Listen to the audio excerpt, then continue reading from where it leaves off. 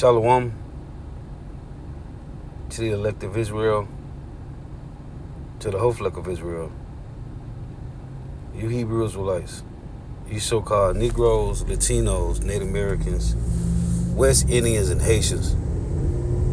Gotta give all praises, honor, and glory to Yahweh, Bahashem Yahweh Shai. The Most High, the Heavenly Father. His Hebrew name is Yahweh. Not Yahweh, not Jehovah, not God, not Elohim, not Most High, not Lord, not Yah, not Jah, not Ahaya, not Allah, not Abba, not Yahuwah, not Hashem, not Yahweh, Haveh, Vaveh. It's Yahweh. And his only begotten son name in the Hebrew is Yahweh Shai. Not Yahshua, not Yeshua, not Jesus Christos, not Jesus Christ, not Serapis Christos, not Yeshaya, not Yehoshua, not Yahusha, not Jesus Christos. It's Yahweh Shai. So gotta give all praise, honor, and glory to Yahweh, Bahashem Yahweh Shai, Bahashem Rekah Quadash. Double honors to the apostles, elder, bishop, and elders of Great Millstone, who wrote well, who teach well, who are the apostles and elders of all of Israel, whether accepted or not. And a sincere salutation to all the Aku, believing this truth and pushing this truth toward the four winds of the earth, the entire world, shed light to the whole elect. Shalom to the Akwath who are listening and learning. You few sisters who are listening and learning. I'm Isaiah from Jeremiah Solano, Camp Prophet of Doom. Combination of lesson of truth, facts, faith, and edification. Another day of edification, Lord, will be edified. And I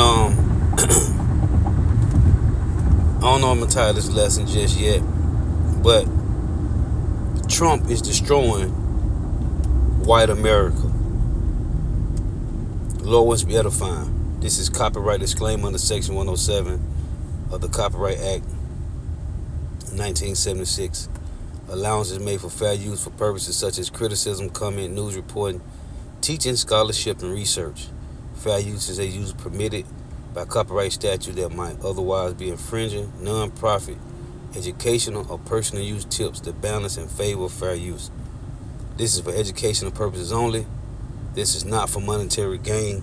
Trump told Walmart to, quote, eat the cost of rising tariffs so they can keep prices low for consumers. A retail giant is closing stores. Walmart plans to shut down 269 stores. World's biggest retailer by volume and profit, that would be Walmart, warned today that it may have to start raising prices later this month due to President Trump's tariff policy. The first blow came with little warning. A sweeping wave of tariffs struck the U.S. retail system, setting off a chain reaction that caught even the biggest players off guard. Walmart, long known for its promise of affordable prices, was the first to make a stunning move. Instead of absorbing the added costs, the company shifted parts of its supply chain out of the American market, signaling that cheap goods could no longer be guaranteed. Prices climbed almost overnight, stretching household budgets already strained by inflation. The company cautioned shoppers not to panic, but the warning itself fueled a growing sense of unease.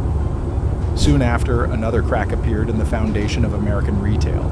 Target, a brand built on stability and trust, now found itself caught in the same storm. If the largest retailers were being pushed to the brink, what would this mean for the rest of the country? Let's find out. It began with an ordinary trip to the store that no longer felt ordinary. Shoppers who had grown used to stable prices were stunned to see sharp increases overnight.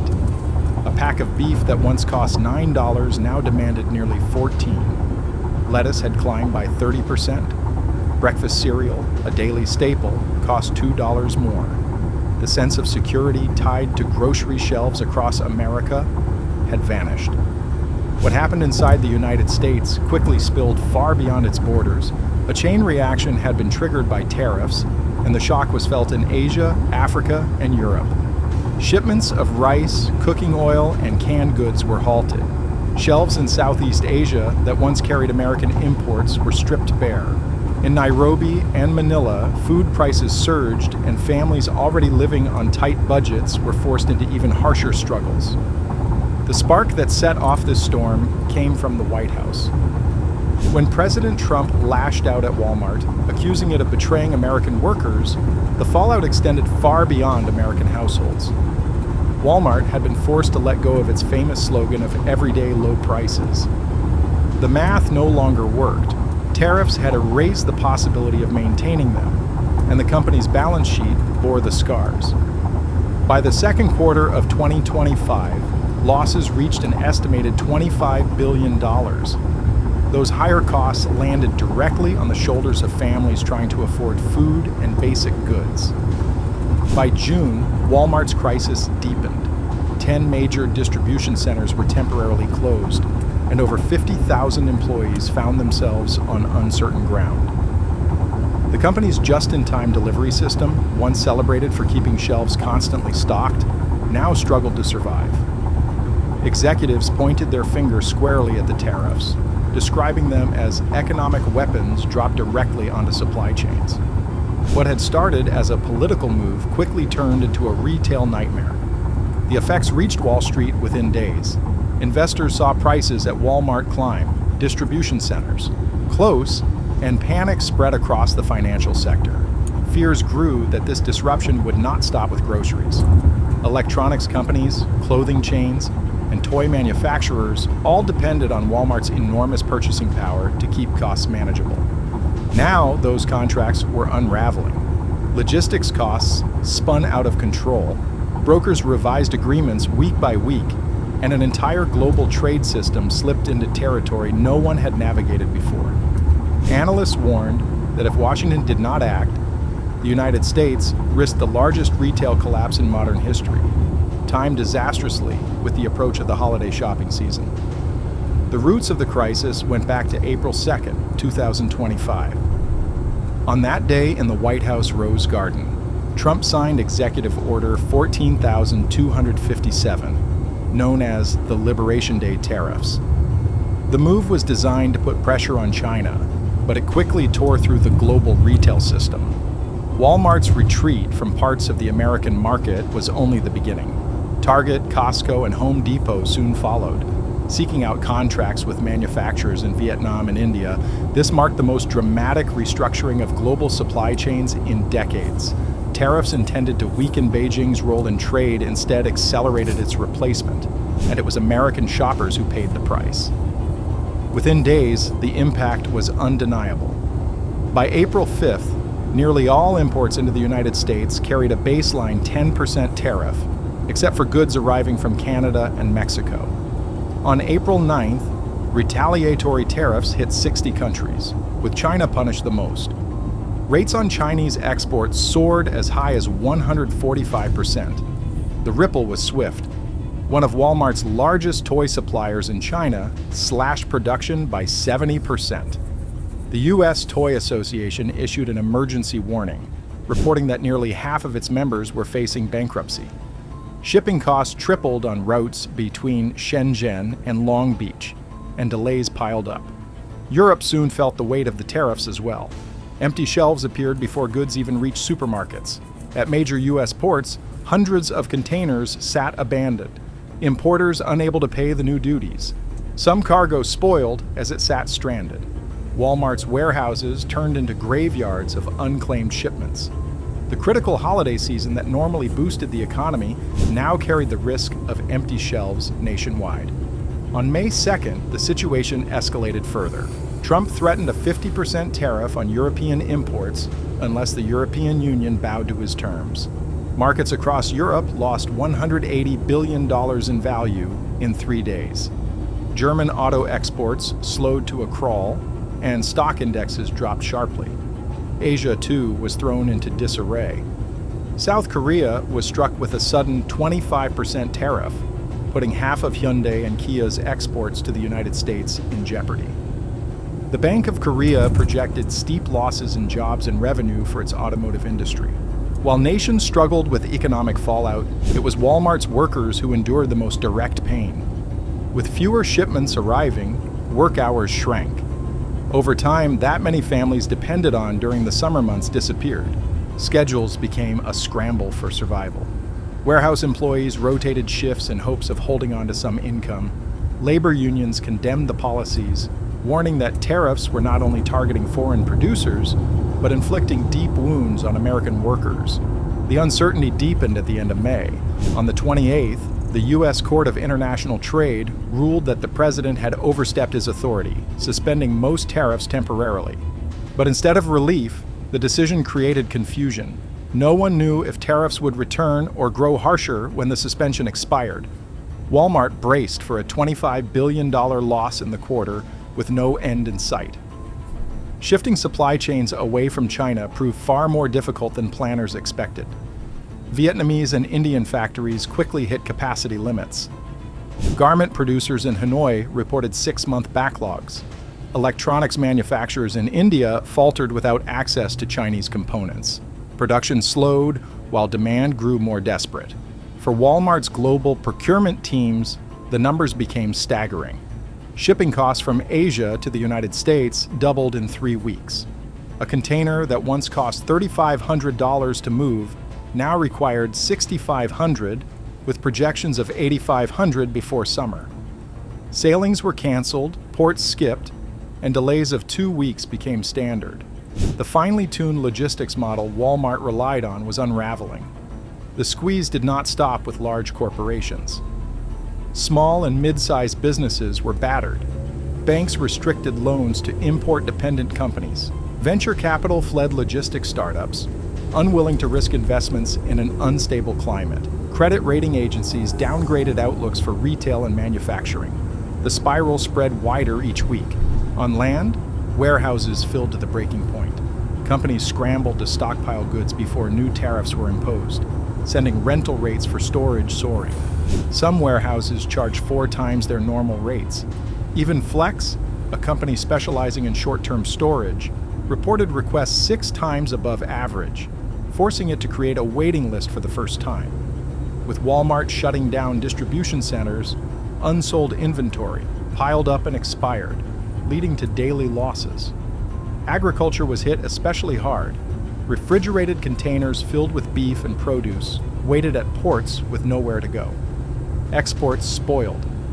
Farmers who had only recently recovered from earlier trade wars saw their progress erased. American beef, once a global staple, now sat in limbo, a symbol of wasted supply and broken trade routes. For households across the country, the consequences grew harsher with every passing week. Economists estimated that tariffs would add $1,000 to the annual expenses of the average family. Walmart's chief financial officer confirmed the grim reality on national television. Beef prices rose to $14 a pound, patio furniture climbed by $60, and child car seats increased by $100. Even Walmart's online marketplace was dragged into the crisis. Thousands of small businesses that sold through the platform faced devastating costs. Many raised prices, while others withdrew products altogether. By the height of summer, the evidence was clear. Walmart's legendary just-in-time delivery model had collapsed. Container ships floated offshore, unable to unload. Suburban Walmart aisles stood empty. Families paid more for basic items, and thousands of workers were left jobless. Political leaders continued to insist that tariffs would rebuild domestic industry, but the evidence told another story. Instead of stability, households were trapped in rising costs and scarcity. Walmart quietly prepared the public for what would become one of the most disruptive shifts in modern retail. Behind closed doors, a leaked internal document called Project Sort sent tremors through Wall Street, confirming that the company planned to shut down 10 major distribution centers within weeks. The closures stretched from California to Florida, affecting towns and cities that had long depended on Walmart as both an employer and an anchor of local economies. These facilities were not simple warehouses, but vital arteries in a retail machine that moved goods around the clock to keep millions of shelves stocked. With their suspension came the immediate prospect of more than 50,000 workers losing their income, while communities around them braced for the ripple effects. Restaurants, gas stations, and trucking firms that thrived on the flow of goods suddenly faced grim forecasts, while even local governments began to worry about vanishing tax revenue. Behind the numbers and bold corporate moves was a harsher truth. The foundation of American retail was being pulled apart, and with it, the livelihoods of those who kept the system alive. So the question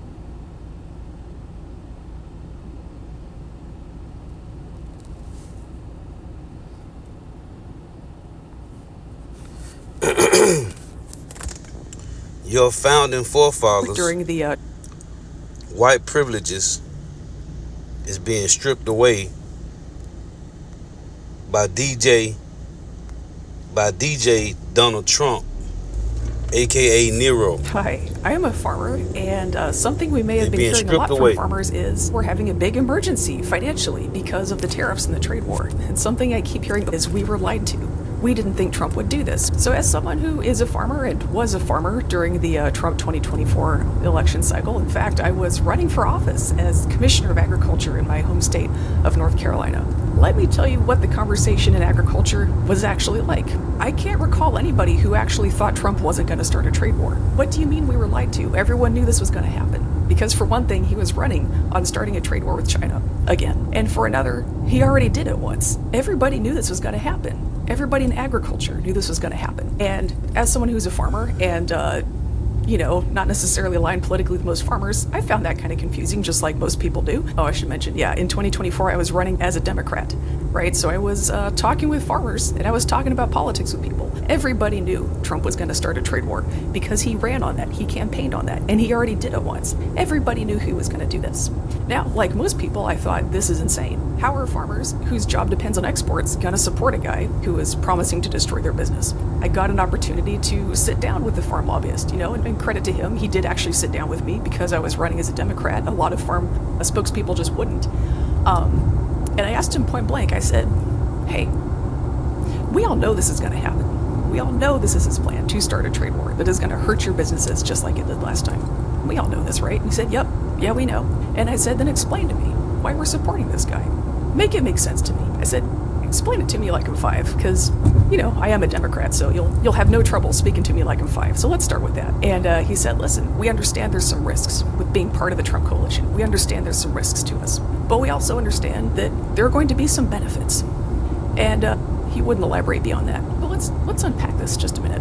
What kind of benefits could that have meant, right? What kind of benefits could people have been looking forward to that might have made up for the fact that we're about to start a trade war? And everybody knew it. Well, first off, last time Trump did this, he just gave farmers a lot of free money. So I'm sure people assumed that would happen again. And we'll get back to that in a second because it's Thursday, the 11th of September, and it hasn't happened yet. Let's talk about what else Trump has done for farmers. He did make it easier to do slavery on farms and get away with it. And I don't even mean 13th Amendment, which is already technically legal. I mean, he made it easier to bring in H-2A workers and treat them like trash. Okay? He made it easier to do that.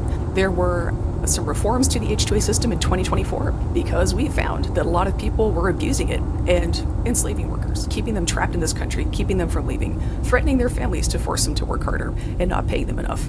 If that's not slavery, what is? So he did that. Trump did that for farmers. He made it easier to keep people in bondage. So that's a benefit. There was, of course, the big, beautiful bill that had lots and lots of tax breaks, which farmers are really interested in because folks don't realize this, but farmers are actually quite wealthy. The majority of small family farmers at this point in U.S. history are millionaires. Most small family farmers are millionaires. So this is a group of people, farmers, who are very, very interested in tax breaks because they have a lot of estate and a lot of property to think about tax-wise. This is something that kind of drives me nuts. As someone who came up in agriculture as a farm worker, working for farmers, people keep saying, but farmers are working class. They're voting against their working class interests. When will they wake up?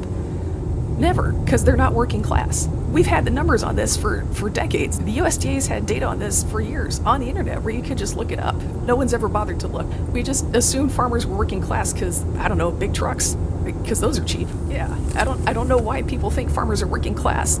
Land and tractors and trucks ain't cheap. It's not that complicated. We had a century where, the smallest, poorest family farms are getting pushed out. Well, what happens after a century then? Who's left? It's not poor people, is it? So anyway, that's another big benefit that farmers got from Trump is big tax breaks. That big, beautiful bill also had, was it $52 billion in additional free money for farmers? But of course, that's not enough. They're expecting other bailouts to come after that.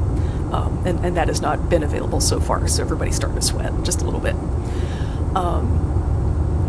What else was there? Oh yeah, environmental regulations. Yeah, environmental regulations was another thing they didn't like very much, and looks like those are not happening so much anymore either. So when people tell you, as farmers, we were lied to, that is absolutely not the case. We all knew what was coming. I thought we all knew this was the bargain we were driving. So when people come up and say now, oh, we were lied to, by what, your own eyes? You didn't notice last time you did this? What do you mean you were lied to? to genuinely think you were lied to.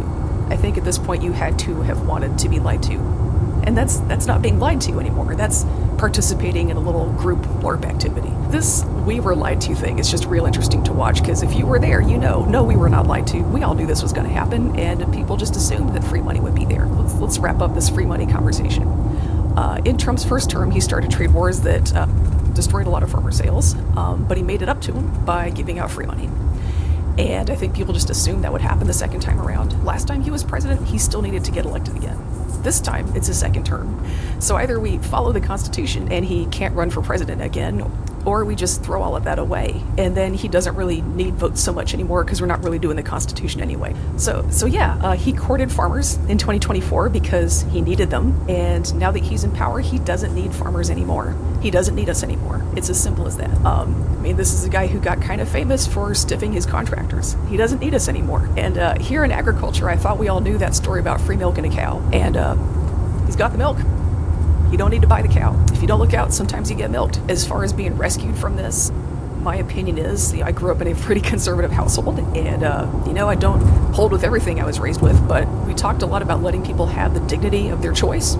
People are grown-ups. They should understand the choices that they're making with all the information available to us, and especially grown adults with a good amount of wealth. You'd assume that with that comes some insight into how to build your business. And if it doesn't, is that the taxpayer's problem to solve? Or is it an opportunity for new people with skills and maybe some more insight to get involved? I think that's a question we should be asking. I think a lot of us in agriculture got really used to the idea that we are irreplaceable. And I think we are now seeing that that is not true. We could have thought about it and realized it wasn't true, but now the world is forcibly showing us it's not true. China can get all the soybeans it needs from Brazil.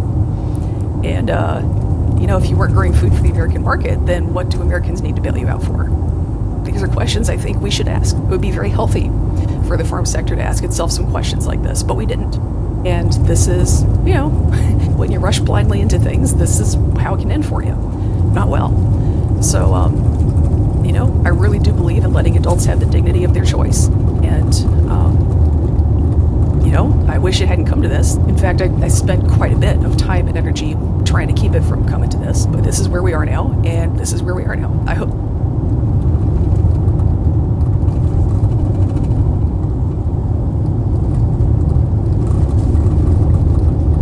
And Lord willing, Trump is the straw that broke America's back, the horse's back, as they say. Hey, this is your cruel Lord, man. Hopefully, he's the last president, man. It's looking good. It's looking like he is. He's destroying all this great white hope. This generational wealth and white privilege is out the window, man. We're gonna keep mentioning it. I'm gonna keep bringing it up, man. Hey, because the Lord showed these devils favor, man. In Isaiah 26. Hey, and if he's doing the land of Israel that way they is, what you think gonna do to the rest of the earth? The earth is controlled by the elites, man. Isaiah 26:10, let favor be showed to the wicked, yet will he not learn righteousness. In the land of uprightness where he deal unjustly, he would not behold the majesty of the Lord. See, in Micah 2, this is them, man. Micah 2:1. Because what you got to understand is, which the apostles have been bringing out for years, the elder, bishop, and elders, this is the elites playing chess to corner everybody to take the mark of the beast, man, which is the RFID micro C here. Micah 2:1, woe to them that devise iniquity, and work evil upon their beds, when the morning is light, they practice it because it's in the power of their hand. Job 9:24, the earth was given to the hand of the wicked, and they covet fields and take them by violence, and houses and take them away. So they oppress a man in his house, even a man in his heritage, and they did it to the Hebrew Israelites. Therefore thus saith Yahweh, behold, against this family do I devise an evil, from which ye shall not remove your necks, neither shall ye go haughtily, for this time is evil. See? This family, which is the Edomites, man. This is the curse of Cain in the earth. The Lord said the earth shall not yield its full strength unto them. The Edomites, man. Hey, the so-called white man is fulfilling the prophecy that thus saith the Lord said, man. They are the ones that got to do this. Because the Lord devised an evil against this family. He's the one that got to mandate the micro C-hip, which is the mark of the beast. When the Lord said in Ezekiel 4:13 that we shall eat defiled food among the Gentiles, the so-called white man fulfilled that. In Mark 16, the Lord said we shall drink poisons and not be killed. The so-called white man fulfilled that, man. The division, let me get this. The division that's among these nations, the so-called white man fulfilling this, man. He's the one. Isaiah 19:1, the burden of Egypt, behold, the Lord rideth upon a swift cloud, and shall come into Egypt, which is the modern day Egypt is America. Revelations 11:8 tell you that. And the idols of Egypt shall be moved at his presence, just like when you read in Exodus 12, the Lord removed those ancient idols out of Egypt. And the heart of Egypt shall melt in the midst of it. And I will set the Egyptians against the Egyptians, which the modern day Egyptians now is the Edomites, the so-called white man. And they shall fight one against another, one against his brother, and every one against his neighbor, city against city, and kingdom against kingdom. And we're watching this happen, man. Uproars all over the earth. And it's because it's Edomites. It's because of the so-called white man.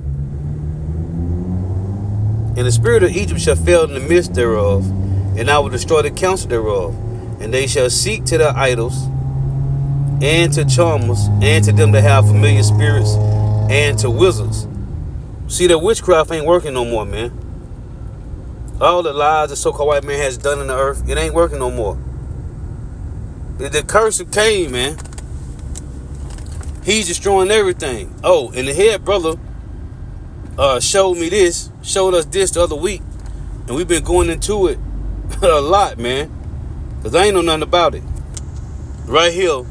Now, this is a quote from Lyndon B. Johnson.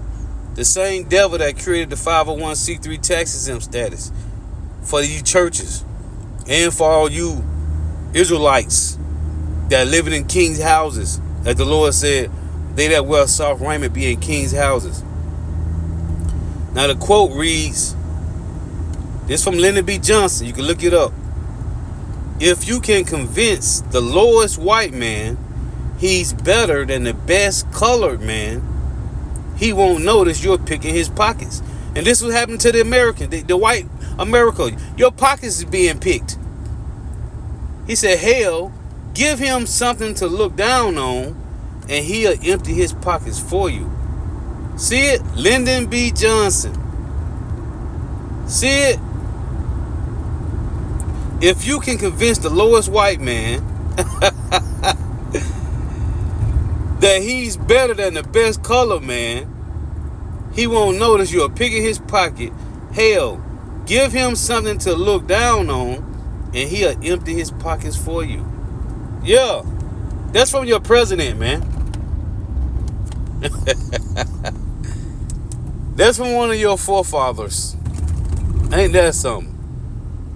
So, we are watching America fall apart. Why? Because of the so-called white man. Isaiah 24.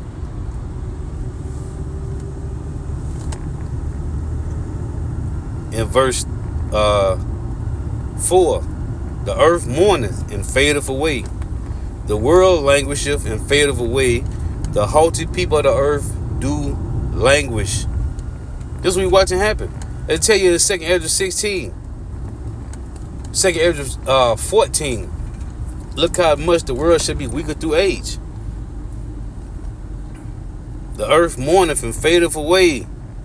The world languisheth and fadeth away. The haughty people of the earth do languish. The earth also is defiled under the inhabitants thereof, because they have transgressed the laws, changed the ordinance, broken the everlasting covenant. Therefore have the curse devoured the earth, and they that dwell therein are desolate. Therefore the inhabitants of the earth are burned, and few men left. This is what we watching happen, man. I just saw that, so I just want to make some points. Hey, these Edomites is losing, man. Big time. They crying out, man. They crying. This is what they doing, man. They crying because they are losing generational wealth and white privilege, man. It's gone. As Elder Malcolm said, the 500-year head start that the so-called white man had, they now playing catch up. And she's making a point that these farmers, man, getting that bag, because these is the pillars of the earth, the ones that produce the crops. It's over, man. Nothing is made in America, man. Hey, now I was telling Edomite the Plantation Friday, FUBU, right? For us, by us. And that used to be America, not anymore, because the Lord said that he was going to destroy this man. Hosea 4 said, because there is no truth nor knowledge of the Lord in the land, man. He could have easily told us that we the Hebrew Israelites, they exed out the Lord and Savior, our big brother Yahushua, and said that he's a so-called white man. They said that the Heavenly Father was a so-called white man. They promote you eating pork all the damn time. All he do is promote wickedness, man. Let the alphabet community run around here with equal to act rights. Hey, so the Lord is removing the so-called white man's last great white hope, man.